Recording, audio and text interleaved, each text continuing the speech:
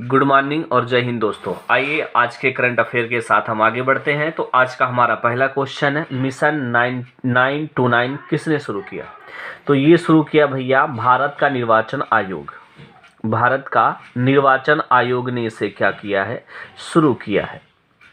और अगर आपसे बात करें क्यों है, क्या है ये मिशन 929, याद रखिएगा ये त्रिपुरा में विधानसभा चुनाव होने वाला है। त्रिपुरा में क्या होने वाला है? विधानसभा चुनाव होने वाला है। उसमें इन्होंने लक्ष्य बनाया है कि हम 92% क्या करेंगे, वोटिंग का लक्ष्य बना के रखेंगे। और 929 मतदान केंद्रों पर 929 मतदान केंद्रों पर इन्होंने कहा है कि हम क्या बना के रखेंगे, 92% वोटिंग का लक्ष्य बनाएंगे कि हर एक मतदान पे 92% वोटिंग पड़े। इसका मतलब वहाँ के लोगों को जागरूक फैलाने के लिए ऐसा किया गया है। आइए भारत के निर्वाचन आयोग की बात कर लेते हैं। तो जो निर्वाचन आयोग है, इलेक्शन कमीशन है, इसकी स्थापना कब हुई थी?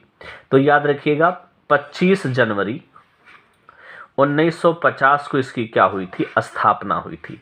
यही नाते हम 25 जनवरी को क्या मनाते हैं? राष्ट्रीय मतदाता दिवस। मतदाता दिवस मनाते हैं 25 जनवरी को। और बात कर लेते हैं निर्वाचन आयोग की बात करें तो निर्वाचन आयोग में कुल कितने सदस्य हैं? वर्तमान में 3 सदस्य हैं, एक मुख्य है और 2 अन्य हैं। तो 2 अन्य कौन कौन से हैं? तो पहला याद रखिएगा अनूप चंद्र पांडे। अनूप चंद्र पांडे ये निर्वाचन आयुक्त हैं। दूसरा है अरुण गोयल, अभी लेटेस्ट बने हैं, इंपॉर्टेंट हो जाते हैं ये, अरुण गोयल। ठीक है, ये 2 लोग हैं अन्य में। तो मुख्य कौन है? तो ये है भैया राजीव कुमार। कौन है? राजीव कुमार, ये मुख्य है, मुख्य चुनाव आयुक्त है। ठीक है, राजीव कुमार। और ये किस नंबर के हैं? 25वां नंबर के हैं, पूछे तो आप बता सकते हैं। और निर्वाचन आयोग का उल्लेख संविधान में कहाँ है? तो संविधान का भाग जो है 15, टोटल 22 भाग हैं और वैसे देखा जाए तो 25 भाग 15 में अनुच्छेद 324 से लेकर के 329 के मध्य में निर्वाचन आयोग का क्या है? उल्लेख है। तो ये पॉइंट आपको याद रखना है। तो ये रहा आज का हमारा पहला क्वेश्चन। आइए दूसरे क्वेश्चन की ओर बढ़ते हैं। दूसरा क्वेश्चन है नीलगिरी तहर परियोजना किस राज्य सरकार ने शुरू की है? तो नीलगिरी क्या है भैया?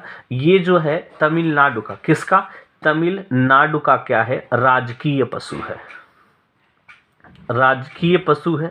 इसके संरक्षण के लिए ये नीलगिरी तहर परियोजना तमिलनाडु सरकार ने क्या की है? शुरू की है। और बात कर लेते हैं, नीलगिरी तहर बिल्कुल भेड़ जैसे दिखते हैं, बकरी जैसा दिखती है, पॉइंट याद रखिएगा। और इसको आईयूसीएन जो है संकटग्रस्त श्रेणियों में डाल दिया है, संकटग्रस्त प्रजाति बताया है, इसलिए इसके संरक्षण की ओर जोर दिया जा रहा है। कौन? ये आपका तमिलनाडु जोर दिया है। बात समझ में आया? आइए बात कर लेते हैं तमिलनाडु की। तमिलनाडु के जो यहाँ के बात करें कुछ और, जैसे तमिलनाडु के एक त्यौहार मनाते हैं जल्लीकट्टू। जल्लीकट्टू यहाँ कहाँ का त्यौहार है भैया? ये तमिलनाडु का ही त्यौहार है जल्लीकट्टू। इंपॉर्टेंट है, पूछा जाता है बार बार एग्जामों में। आपको कमेंट बॉक्स में ये बताना है तमिलनाडु के तट को क्या कहा जाता है? तमिलनाडु के तट को क्या कहते हैं? इंपॉर्टेंट है, तट को क्या कहते हैं और कौन कौन सा इस पे बंदरगाह है, ये आप कमेंट बॉक्स में हमें बताइएगा। ठीक है, ये पॉइंट आप याद रखिएगा। 2 क्वेश्चन आपसे हम पूछ रहे हैं। आइए अगले क्वेश्चन की ओर बढ़ते हैं। अगला क्वेश्चन है क्रिस्टियानो रोनाल्डो किस क्लब में शामिल किया गया? तो क्रिस्टियानो रोनाल्डो को किस क्लब में शामिल किया गया है? तो याद रखिएगा क्रिस्टियानो रोनाल्डो जो है अब वर्तमान में कहाँ शामिल हो गए? तो ये हो गए हैं भैया, कहाँ के हैं पहले ये देखिला, ये हैं भैया पुर्तगाल के। क्रिस्टियानो रोनाल्डो कहाँ के हैं? पुर्तगाल के हैं। और इनको अभी हाल ही में कहाँ शामिल कर दिया गया है? अल नस्सर क्लब में क्या कर लिया गया है? इनको शामिल कर लिया गया। ये इस क्लब में शामिल हो गए। क्लब कहाँ की है? सऊदी अरब की है। ये सऊदी अरब की है। ये इस क्लब में शामिल हो गए। पहले कहाँ थे ये? पहले, इसके पहले किस क्लब की ओर से खेलते थे? Manchester United. Manchester United club की ओर से ये खेलते थे। ठीक है, यूनाइटेड याद रखिएगा, इस क्लब की ओर से ये खेलते थे। क्लब की बात आई है तो थोड़ा सा देख ला, फुटबॉल का सबसे प्राचीन क्लब कौन सा है? सबसे प्राचीन क्लब फुटबॉल का तो सबसे प्राचीन क्लब है भैया, ये याद रखिएगा, शेफील्ड। शेफील्ड इंग्लैंड का है, सबसे प्राचीन क्लब है शेफील्ड। भारत का, इस तो विश्व का हो गया, भारत का सबसे प्राचीन कौन सा था? डलहौजी था, लेकिन ये अब वर्तमान में बंद है, नहीं चलता है। तो भारत का वर्तमान में जो चलने वाला है उसका नाम है मोहन बागान क्लब। मोहन बागान क्लब वर्तमान में भारत का सबसे प्राचीन क्लब है जो वर्तमान में चल रहा है। और मोहन बागान क्लब के जो वर्तमान में अध्यक्ष हैं, लाइफ टाइम के लिए बनाया गया, किसे? आपको पता होगा 2019 में अर्थशास्त्र के क्षेत्र में क्या पाए थे नोबेल पुरस्कार? नाम है अभिजीत बनर्जी। अभिजीत बनर्जी, ये क्या है? वर्तमान में मोहन बागान क्लब के आजीवन अध्यक्ष हैं, जब तक ये जिएंगे तब तक। और फीफा के बारे में तो आपको एक अलग से वीडियो बनाई दिए हैं, कौन जीता है बार बार कमेंट करते हैं। आइए आगे बढ़ते हैं, अगला क्वेश्चन की ओर बढ़ते हैं। हमारा अगला क्वेश्चन है, भारतीय विज्ञान कांग्रेस का आयोजन कहाँ किया गया? तो ये किस नंबर का विज्ञान कांग्रेस है, ये भी पूछा जा सकता है। तो भारतीय विज्ञान कांग्रेस का आयोजन नागपुर में किया गया है। कहाँ? नागपुर में किया गया। किस नंबर का? 108वां। किस नंबर का किया गया है? 108वें नंबर का। जी हाँ, तो 108वें नंबर का आयोजन कहाँ किया जा रहा है? नागपुर में किया जा रहा है। कब किया होगा? आज के दिन 3 जनवरी के। और बात कर लेते हैं, तो ये कौन, इसकी थीम पूछ लिया जाता है यार। ये आज जो 108वां, और इसका थीम क्या है?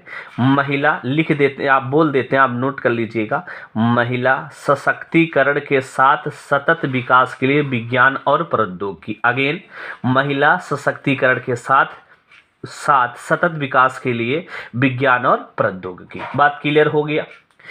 अगर आपसे बात कर ले भाई साहब कि जैसे 108वां है, 107वां का आयोजन कहाँ हुआ था? तो जो 107वां है इसका आयोजन किया गया था बंगलुरु में। कहाँ पे? बंगलुरु में। नागपुर की बात आई है, जो संतरों के लिए फेमस है नागपुर।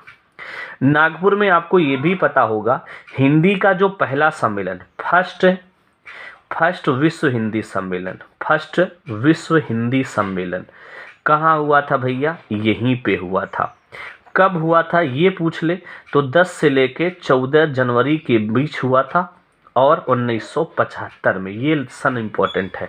पहला विश्व हिंदी सम्मेलन नागपुर में 1975 में हुआ था। पहले ये 4 साल के अंतराल पर विश्व हिंदी सम्मेलन होता था, अब प्रत्येक साल 1 साल पे होता था, अब प्रत्येक 3 साल पे होता है। सॉरी, बात समझ में आया?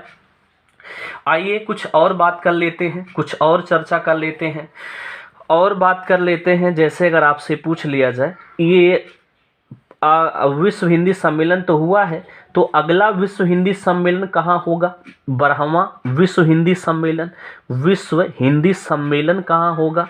तो 12वां जो विश्व हिंदी सम्मेलन होगा ये होगा भैया यहाँ पे फिजी में। कहाँ होगा? फिजी में। फिजी में होगा, फरवरी में होगा, फिजी के नाड़ी में होगा। 12वां विश्व हिंदी सम्मेलन फिजी के नाड़ी में होगा, फरवरी 2023 में। तो ये पॉइंट आपको याद रखना है। आइए अगले क्वेश्चन की ओर बढ़ते हैं। हमारा अगला क्वेश्चन है, ब्राजील के राष्ट्रपति कौन बने? तो ब्राजील के राष्ट्रपति बने हैं भैया लूला डा सिल्वा। लूला डा सिल्वा, ये ब्राजील के क्या बने हैं? राष्ट्रपति बने हैं लूला डा सिल्वा। ठीक है। और यहाँ के ब्राजील के राष्ट्रपति का कार्यकाल कितने साल का होता है? 4 वर्ष के लिए होता है। 4 वर्ष के लिए। ब्राजील की बात आई है, तो ब्राजील की बात आई है तो यहाँ पे ये कहाँ का, किस महाद्वीप का देश है? दक्षिण अमेरिका महाद्वीप का ये क्या है? देश है। दक्षिण अमेरिका महाद्वीप का ये देश है। और ब्राजील में 60% हिस्सा किसका पाया जाता है? अमेजन वर्षा वन का। अमेजन वर्षा वन का 60% हिस्सा किसका पाया जाता है? अमेजन वर्षा वन का, जिसे अमेजन वर्षा वन को क्या कहते हैं? पृथ्वी का फेफड़ा कहते हैं। पृथ्वी का फेफड़ा कहा जाता है अमेजन वर्षा वन को। अगर पूछे भारत के राष्ट्रपति का कार्यकाल कितना है, तो भारत के राष्ट्रपति का कार्यकाल भैया 5 वर्ष होता है। कितना वर्ष होता है? शपथ ग्रहण की तिथि से 5 वर्ष तक होता है। भारत में एक अनुच्छेद 61 संविधान में है जिसमें महाभियोग की प्रक्रिया का क्या है, उल्लेख है। अगर राष्ट्रपति संविधान का अतिक्रमण करते हैं तो उनके ऊपर महाभियोग लगाया जा सकता है। बात समझ में आ गया। ये पॉइंट आपको क्या करना है, याद रखना है। भारत का जो राष्ट्रपति होता है तीनों सेनाओं का क्या होता है, सर्वोच्च कमांडर होता है। कुछ और बात कर लेते हैं, अभी हाल ही में आपको पता होगा कुछ नियुक्ति बात कर लेते हैं। ब्रिटेन के पीएम कौन बने हैं? ब्रिटेन के पीएम बने हैं ऋषि सुनक। कौन बने भैया? ऋषि सुनक ब्रिटेन के क्या बने हैं, पीएम बने हैं।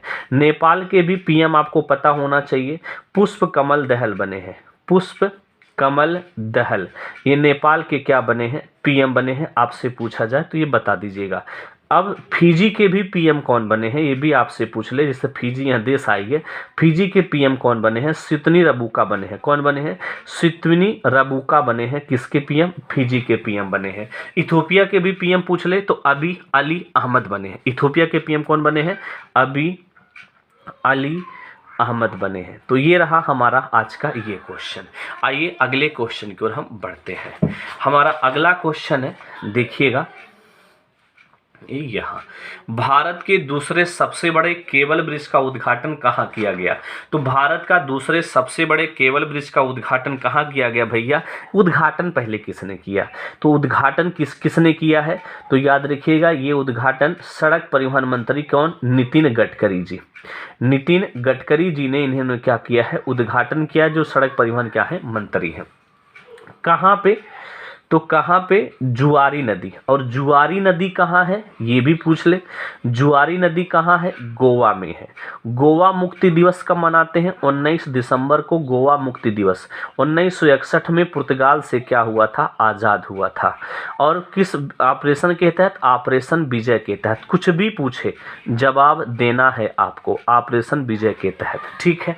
और 1987 में गोवा पूर्ण राज्य का क्या बना, दर्जा बना। पूर्ण राज्य का क्या बना, दर्जा बना। तो जुआरी नदी पर ये दूसरा सबसे बड़ा केबल ब्रिज का क्या किया, उद्घाटन किया गया, जो कितने लेन का है, 8 लेन का है। कितना मीटर है, 640 मीटर क्या है, लंबा है, 8 लेन का। बात समझ में आया। आइए आगे बढ़ते हैं। अगला क्वेश्चन है, मैत्री सेतु का निर्माण कहाँ किया गया? तो मैत्री जो सेतु है इसका निर्माण किया गया फेनी नदी पर। कहाँ किया गया भैया? फेनी नदी पर किया गया। फेनी नदी कहाँ बहती है? त्रिपुरा में बहती है। और बह के कहाँ जाती है? बांग्लादेश में जाती है। त्रिपुरा टू बांग्लादेश ये नदी जाती है, वहीं पर किया गया मैत्री सेतु का निर्माण। भारत और बांग्लादेश, बात क्लियर है। और बात कर लेते हैं, तो त्रिपुरा के बारे में बात कर लेते हैं। त्रिपुरा जो है 3 तरफ से बांग्लादेश को घेरे है, 3 तरफ से बांग्लादेश को घेरा है। और त्रिपुरा और बांग्लादेश के बीच के सीमा लाइन को क्या कहते हैं? जीरो लाइन, जीरो रेखा लाइन कहते हैं, जीरो लाइन रेखा कहते हैं। ये भी पूछा जाता, जीरो लाइन कहते हैं त्रिपुरा और भारत के बांग्लादेश की सीमा के बीच को, जीरो लाइन। इंपॉर्टेंट है, पूछा जाता है। बात समझ में आ गया। त्रिपुरा की राजधानी क्या है? अगरतला। क्या है? अगरतला। अभी 929 वाला शुरू सिस्टम समझ में आया ना, यहीं पे शुरू किया गया। अगरतला यहाँ की क्या राजधानी है। यहाँ के सीएम कौन है? डॉक्टर मणिक शाह। डॉक्टर मणिक शाह है यहाँ के क्या है, सीएम है। ये भी इंपॉर्टेंट हो जाता है। राज्यपाल पूछ ले कौन है, तो सत्यदेव नारायण आर्य। सत्यदेव नारायण आर्य यहाँ के क्या है, राज्यपाल हैं। ये भी आपकी इंपॉर्टेंट है। बात समझ में आ गया। यहीं पे त्रिपुरा में ही महाराजा विक्रम हवाई अड्डा कहाँ पे है, यहीं त्रिपुरा में ही है। तो ये आपके लिए इंपॉर्टेंट हो जाता है। बात समझ में आया। आइए हम अगले क्वेश्चन की ओर बढ़ते हैं। हमारा अगला क्वेश्चन है, भारत के 78वें ग्रैंड मास्टर कौन बने। तो भारत के जो 78वें ग्रैंड मास्टर बने हैं, याद रखिएगा इनका नाम है कौस्तव चटर्जी। चटर्जी कहाँ पाए जाते हैं, तो ये पाए जाते हैं भैया वेस्ट बंगाल, पश्चिम बंगाल के निवासी हैं। कौन? कौस्तव चटर्जी आपके 78वें नंबर के ग्रैंड मास्टर बने हैं। और जो ग्रैंड मास्टर है ये किस क्षेत्र का है, किस खेल का नामकरण है, तो याद रखिएगा शतरंज का। किसका? शतरंज का। 77वां कौन बना ये पूछ लिया जाए तो आदित्य मित्तल बने हैं। 77वां कौन बने हैं? आदित्य मित्तल बने हैं। और आपसे 76वां पूछ ले तो ये भी बताइएगा प्रणव आनंद बने हैं। ये सब आपको हम पिछले वीडियो करंट अफेयर में पढ़ा चुके हैं, अब दोबारा रिवीजन करा दे रहे हैं। ठीक है। पहले ग्रैंड मास्टर कौन बने हैं भैया? पहले ग्रैंड मास्टर बने हैं विश्वनाथ आनंद। कौन? विश्वनाथन आनंद बने हैं पहले ग्रैंड मास्टर। क्लियर है? और पहले ग्रैंड मास्टर जो हैं ये इनकी एक किताब अभी आई है, इनकी आत्मकथा है माइंड मास्टर। क्या है? माइंड मास्टर इनकी एक किताब है। और विश्वनाथ आनंद जो हैं ये राजीव गांधी विजेता, राजीव गांधी पुरस्कार पाने वाले पहले खिलाड़ी हैं। राजीव गांधी खेल रत्न, राजीव गांधी खेल रत्न पाने वाले पहले भारतीय कौन है? यही है। कब पाए थे? 1991 में। 7.5 लाख रुपया उस समय अवार्ड था। अब राजीव गांधी खेल रत्न का क्या नाम हो गया है? तो आपको पता होगा राजीव गांधी खेल रत्न का नया नाम हो गया है क्या? याद रखिएगा, मेजर ध्यानचंद खेल रत्न पुरस्कार। मेजर ध्यानचंद खेल रत्न पुरस्कार इसका नया नाम हो गया है। अब इसमें 25 लाख रुपया मिलते हैं। और 2022 में ये अवार्ड किसे मिला है? तो ये इंपॉर्टेंट हो जाता है अंचता शरत कमल को। अंचता शरत कमल को मिला है, ये इंपॉर्टेंट हो जाता है। क्या खेलते हैं? टेबल टेनिस खेलते हैं। कहाँ के हैं? तमिलनाडु के हैं। तो ये क्वेश्चन आपके लिए इंपॉर्टेंट हो जाता है। आइए अगले क्वेश्चन की ओर बढ़ते हैं। वैश्विक परिवार दिवस कब मनाया जाता है? तो वैश्विक परिवार दिवस कब मनाया गया? 1 जनवरी को क्या मनाया गया? वैश्विक परिवार दिवस मनाया गया। इसकी थीम क्या है? परिवार एक साथ एक उज्जवल भविष्य के लिए लचीलापन का निर्माण, ये इसकी थीम है। तो ये रहा आज का हमारा करंट अफेयर। वीडियो पसंद आई तो प्लीज लाइक शेयर सब्सक्राइब कीजिएगा। थैंक यू, धन्यवाद दोस्तों।